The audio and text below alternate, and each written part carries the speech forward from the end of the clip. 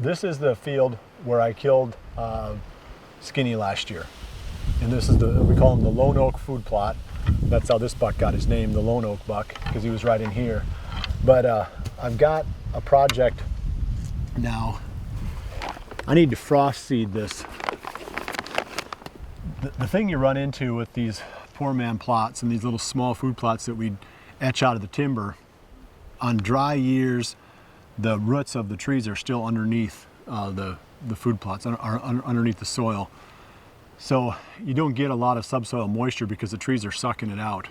So if you get a dry period like we had a really dry June, then we had a really dry September, October, and this food plot more or less died. There's a little bit of clover left in there now, but there's a lot of bare dirt. So I think I can salvage this one. I'm gonna sure try.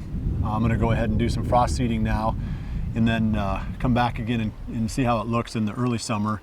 And if it looks like it's bouncing back, then we'll keep it in clover. If not, I'll till it under and we'll put it in big and beastie for this coming fall. But people have been asking a lot of questions about frost seeding with as warm as it's been, if it still works. We do have some colder weather coming. We do have some freezing temperatures at night over the next few days that will definitely, you consider a typical frost seeding scenario. But you really don't need frost in order for frost seeding to work. As long as you've got sufficient moisture in the spring where you get some good rains to pound the seed in, you get a little bit of seed to soil contact, and then you have that more or less continuous moisture that you get in the early spring, that's going to be enough to germinate the seed and get it growing. Even without the freeze-thaw cycles of working the seed into the ground, you can still get the benefits of frost seeding even if it doesn't freeze again.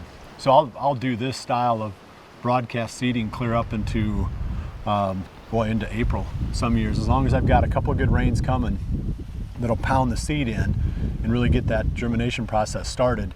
I'm not afraid to throw the seed on top of the ground.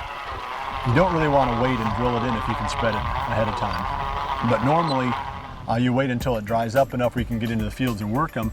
Well, then you've already missed about a 3-week or even a month-long period where there was a lot of moisture, where the seed could have been germinating, getting some roots down, the little plants getting some roots down. That makes them a lot hardier when they get into the drier periods of the summer.